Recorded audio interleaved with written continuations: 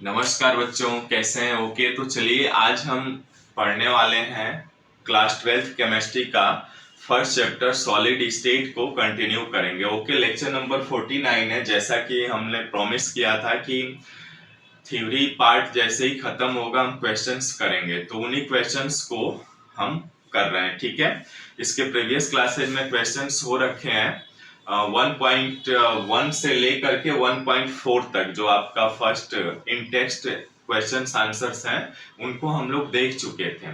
अब आज हम पेज नंबर 7 जो एनसीईआरटी बुक का है उस पे आप देख लीजिएगा। जो आपका क्वेश्चंस दिया हुआ है क्वेश्चन 1.5 से स्टार्ट है। ठीक है, तो उसको पढ़ेंगे और सीखेंगे। ओके, तो मेरे प्यारे बच्चों प्लीज साथ में नोटबुक और पेन जरूर रख लीजिए, चीजों को लिखिएगा, समझिएगा। ठीक है, और हाँ, एक हम्बल रिक्वेस्ट और करूंगा, यदि आपने चैनल को प्लीज सब्सक्राइब, लाइक और शेयर नहीं किया है तो प्लीज सब्सक्राइब, लाइक और शेयर कर लीजिए। ओके, तो चलिए स्टार्ट करते हैं। ठीक है, अब देखिए जैसा कि ये इन टेक्स्ट क्वेश्चन है, कह रहा है कि उपस्थित अंतराण्विक बलों यानी जो भी इंटरमॉलिक्यूलर फोर्सेज जो सॉलिड्स के बीच लगती हैं उनके नेचर के बेस पर निम्नलिखित ठोसों को विभिन्न संवर्गों में क्या करिए, वर्गीकृत कर दीजिए। ठीक है, ये आपके सामने दिए गए हैं examples: potassium sulphate, tin, benzene, urea, ammonia, जल, जिंक सल्फाइड, ग्रेफाइट,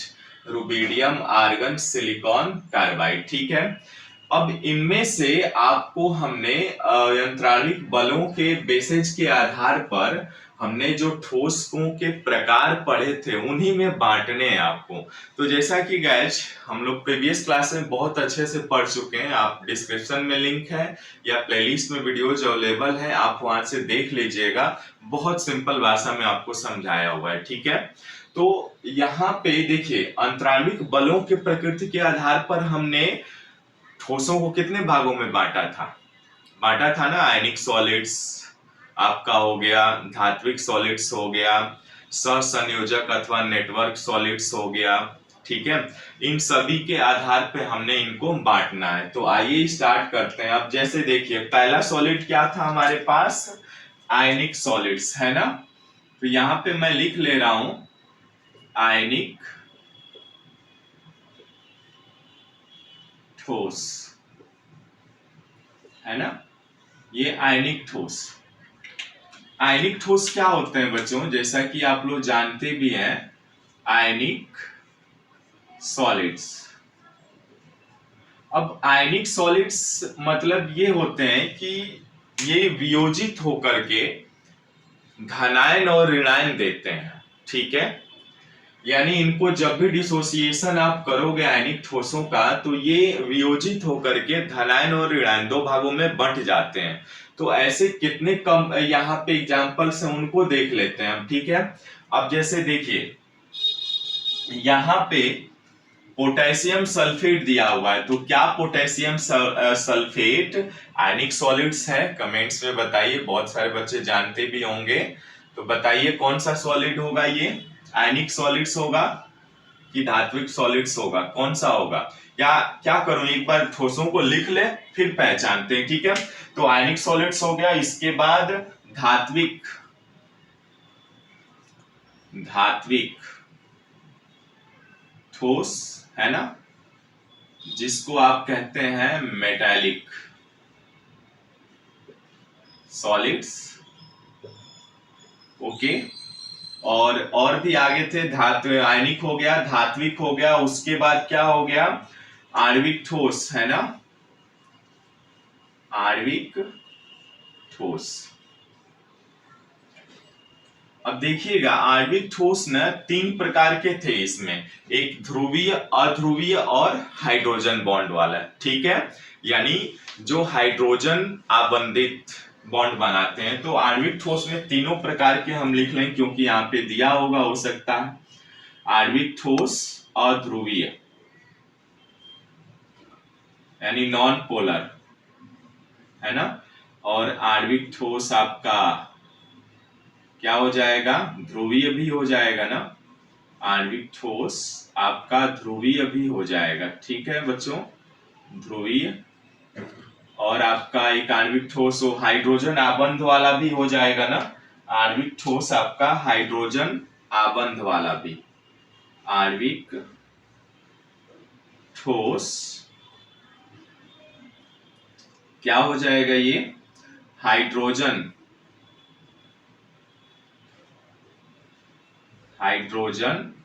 आबंधित है ना। ये देख लीजिएगा, ये 3 तरह से हमने पढ़ा था, ठीक है। और उसके बाद एक और बच रहा है आपका सहसंयोजक, है ना, सहसंयोजक ठोस या नेटवर्क ठोस, सहसंयोजक ठोस या नेटवर्क ठोस, ठीक है। ये हमारे पास है, इतने कैटेगराइज में हमने सॉलिड को बांटा था, ठीक है। यानी कि इसमें कौन कौन से होंगे। देखिए बच्चों क्लियर दिख रहा है ना, एक बार मैं देखता हूं क्या क्लियर दिख रहा है सब कुछ। ओके चलिए, अब साथ में नोटबुक रखिएगा, लिखिएगा भी चीजों को, क्योंकि समझना बहुत इंपॉर्टेंट है हम लोगों को, ठीक है। अब देखिए यहाँ पे ये आयनिक सॉलिड्स हो गए, धात्विक ठोस यानी मेटालिक सॉलिड्स हो गए, और आपके आणविक ठोस यानी आणविक ठोस को इंग्लिश में क्या कहते हैं, मॉलिक्यूलर सॉलिड यानी अध्रुवीय है तो नॉन पोलर, है ना, नॉन पोलर लिख लीजिएगा। और ये पोलर हो जाएगा, साथ में बोल दूंगा, आप लोग लिख लीजिएगा, ठीक है। जगह कम होने की वजह से मैं कम लिख रहा हूं, ठीक है। अब यहाँ पे देखिए, इसमें अंतराणविक बलों की प्रकृति के आधार पर निम्नलिखित ठोसों को विभिन्न वर्गों में वर्गीकृत करना है। तो कैसे करेंगे बच्चों, देखिए आयनिक ठोस, इन ठोसों को हमें यहाँ पे एग्जांपल दिया है, पहचानने हैं हमें, ठीक है। अब देखिए आयनिक सॉलिड्स क्या होगा, ये स्टार्ट करते हैं। पहला क्या है, पोटेशियम सल्फेट। तो किस प्रकार का सॉलिड है, K2SO4, फार्मूला आप जानते भी हैं, क्या होगा, आयनिक सॉलिड्स होगा ना, क्योंकि ये वियोजित होकर के K2SO4 यानी पोटेशियम सल्फेट होगा। क्यों, क्योंकि क्या होगा, ये जब वियोजित होगा ना बच्चों, तो ये आपका K+2 आ जाएगा और सल्फेट पर SO4 पे -2 आ जाएगा, है ना। तो ये वियोजित होकर के आपका क्या करेंगे, K2SO4 यानी धनायन और ऋणायन दोनों में डिवाइड हो जाएंगे, ठीक है। पोटेशियम सल्फेट हो गया। अब उसके बाद देखिए, अब उसके बाद क्या है बच्चों, टीन है ना। तो टीन किस में आता है आपका, बताइए, टीन किस में आएगा, टीन जो है Sn जिसका परमाणु क्रमांक 50 होता है ना, यानी Sn जब आप पीरियोडिक टेबल में देखेंगे तो 50 नंबर परमाणु क्रमांक यानी एटॉमिक नंबर जिसका 50 है, Sn प्रतीक होता है। तो ये किस प्रकार का ठोस होगा बच्चों, परमाणु में दिया हुआ है, तो किस प्रकार का ठोस है, ये धात्विक ठोस है, क्योंकि ये क्या करेगा, इलेक्ट्रॉन देगा, है ना, Sn। तो ये धात्विक ठोस में आ जाएगा आपका, ठीक है ना। यानी टीन हो गया, टीन यानी टीन लिख दूं या Sn लिख देता हूं, ठीक है, जिसका परमाणु क्रमांक 50 है, ये धनायन देगा। और आप जानते हैं धात्विक ठोस जो होते हैं वो धनायन देते भी हैं। अब देखिए आपका आगे पोटेशियम सल्फेट हो गया, टीन हो गया। अब उसके बाद क्या है, बेंजीन है। तो बेंजीन कैसा है जी, बताइए। तो बेंजीन किस प्रकार का है, बेंजीन ये आपका एक ऑर्गेनिक कंपाउंड है, कार्बनिक यौगिक है, जो C6H6 बेंजीन है ना। तो बेंजीन किस प्रकार का होगा, देखिए मैं यहाँ पे स्ट्रक्चर एक बार बनाता हूं। जैसे देखिए C6H6 आपका ये ऑर्गेनिक कंपाउंड है। तो आप जानते हैं कि ऑर्गेनिक कंपाउंड इनका ये कार्बन जो है वो अल्टरनेटिव बॉन्ड, डबल बॉन्ड से जुड़े होते हैं, ठीक है। देखिए ध्यान से, सॉरी ये थोड़ा तिरछा बन गया, आप लोग सही बनाइएगा। यहाँ पे हो गया, अब ये छोड़ के यहाँ पे आ जाएगा।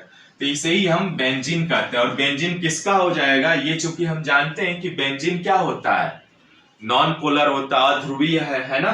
तो ये किस में आ जाएगा, आणविक ठोस, और मॉलिक्यूल से भी बना है, कार्बन के मॉलिक्यूल्स और हाइड्रोजन के मॉलिक्यूल से। तो ये आपका आणविक ठोस अध्रुवीय हो जाएगा, है ना। बेंजीन, बेंजीन में क्या हो जाएगा C6H6। ये किस प्रकार का होगा आपका आणविक ठोस होगा, अध्रुवीय है। नॉन पोलर मीन्स जो झुका हुआ ना हो, है ना, यानी आप इसको कह सकते हैं, देखिए दोनों असमान है, असमित अनसिमेट्रिकल स्ट्रक्चर दिखाता है ये, तो सी और कार्बन और हाइड्रोजन है, तो यहाँ पे क्या हो जाएगा आणविक ठोस हो जाएगा, ठीक है। अब देखिए बेंजीन हो गया, अब बेंजीन के आगे यूरिया, यूरिया है ना, देखिए NH2CONH2, ध्यान से देखिए NH2CONH2। अब देखिए तो ध्यान से, ये यूरिया किसमें होगा, ये तो पोलर होता है ना जी, ध्रुवीय आणविक ठोस में ही आएगा परंतु पोलर होगा, है ना। अब ये NH2CO NH2 ये किस प्रकार का दिखाएगा, देखिए इसका स्ट्रक्चर कैसे होता है, देखिए आप कार्बन और ऑक्सीजन डबल बॉन्ड से जुड़े होते हैं और साथ में ये NH2 जुड़ा होता है, ठीक है। तो खुद ही आप देख लीजिए ये ध्रुवीय होते हैं, ठीक है। तो ये किसमें आ जाएगा आपका मॉलिक्यूलर, अलग अलग मॉलिक्यूल से बने हैं ना, कार्बन हाइड्रोजन भी हो गया, कार्बन भी हो गया, आपका नाइट्रोजन भी है, ऑक्सीजन भी है, और हम जानते हैं कि इन सभी में ऑक्सीजन जो है मोर इलेक्ट्रोनिगेटिविटी होती है, तो क्या होगा ऑक्सीजन इस कार्बन को अपनी तरफ खींचेगा, ठीक है। तो ये क्या हो जाएगा आणविक ठोस में यूरिया, यूरिया किस प्रकार का हो जाएगा आपका, ये होगा आपका आणविक ठोस ध्रुवीय, ठीक है, ओके। अब आणविक ठोस ध्रुवीय हो गया ना।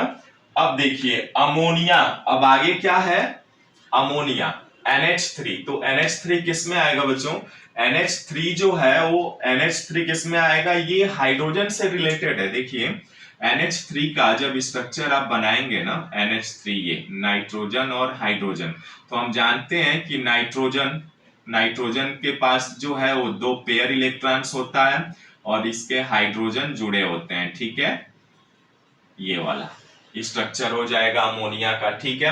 तो अमोनिया किस में आएगा, हाइड्रोजन मॉलिक्यूलर ठोस ही है, तो ये NH3 आ जाएगा, यानी आणविक ठोस हाइड्रोजन आबंधित आ जाएगा, ठीक है।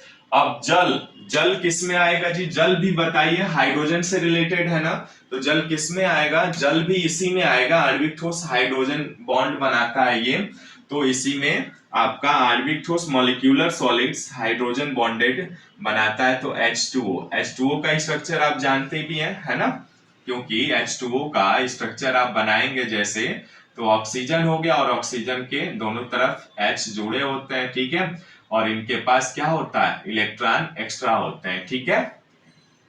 तो इस तरह से आपका H2O भी हाइड्रोजन आबंधित हो गया, जल तक हमने देख लिया, ठीक है। अब देखिए जिंक सल्फाइड, अब देखिए जिंक सल्फाइड हम लोगों ने तो इसका क्रिस्टल स्ट्रक्चर भी बनाया था, पढ़ा भी था, किसमें आएगा बताइए जिंक सल्फाइड, जिंक सल्फाइड किसमें आएगा आयनिक सॉलिड्स में ही आएगा, तो ZnS, क्योंकि इसको भी जब आप डिसोसिएट करेंगे ना तो Zn+2 में डिवाइड हो जाएगा, सल्फर -2 में हो जाएगा, है ना।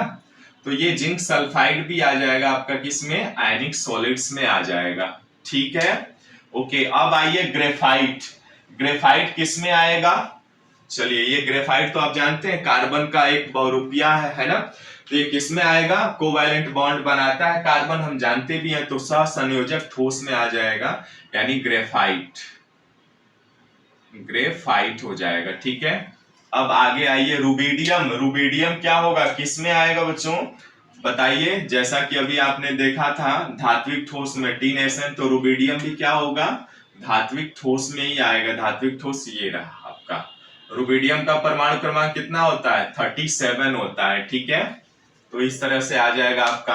अब आर्गन, आर्गन किस में आएगा बच्चों बताइए जल्दी कमेंट्स में, आर्गन किस में आएगा, ये आपका नॉन पोलर, आपका आर्गन जो है 18 नंबर परमाणु क्रमांक है, तो ये नॉन पोलर दिखाएगा ना, अध्रुवीय, यानी ये आर्गन भी आ जाएगा आपका, ठीक है। आर्गन क्या हो जाएगा, ये आपका आणविक ठोस ही होगा परंतु नॉन पोलर होगा, ठीक है, अध्रुवीय। अब इसके बाद देखिए सिलिकॉन कार्बाइड, सिलिकॉन कार्बाइड यानी CSI, कार्बन और सिलिकॉन, ये किस में आएगा बच्चों बताइए, कार्बन है और सिलिकॉन है तो ये आपका कोवैलेंट, यानी ये अपना इलेक्ट्रॉन साझा करते हैं तो सहसंयोजक ठोस या नेटवर्क ठोस में आता है बच्चों। ठीक है, तो इस तरह से हमने सारे एग्जांपल्स को देखा, और एक बार ये देख लीजिएगा लेक्चर्स जो इसके प्रीवियस क्लासेज में लिंक है वहां पे डिस्क्रिप्शन में, क्योंकि ये जो ठोस हमने पढ़ा था ना, धात्विक ठोस, आणविक ठोस में 3 तरह के हो जाए, पोलर, नॉन पोलर और हाइड्रोजन बॉन्ड वाले। और कोवैलेंट सॉलिड्स या नेटवर्क सॉलिड्स में आपका ग्रेफाइट आ जाएगा या सिलिकॉन कार्बाइड आ जाएगा। ठीक है, तो आशा करते हैं समझ में आया होगा। ठीक है, देखिएगा बहुत ध्यान से, क्योंकि ये परीक्षा में पूछा भी गया है, ये आपके सीबीएसई न्यू दिल्ली में पूछा गया है। ठीक है, अब ईयर याद नहीं आ रहा है, एक बार देख लीजिएगा, जब अनसॉल्व करेंगे ना तो उसमें हम लोग देखेंगे, बहुत अच्छे से देखेंगे। ठीक है, तो ये आपका क्वेश्चंस था, हमने किया। ठीक है, तो मैं छोटे छोटे वीडियोज में आपको डिलीवर कर दूंगा, देख लीजिएगा सारी चीजें। ठीक है, तो ओके गाइज, मिलते हैं फिर नेक्स्ट वीडियो में, तब तक bye bye, see you, thanks a lot, thanks for watching this video. हाँ प्लीज चैनल को सब्सक्राइब, लाइक और शेयर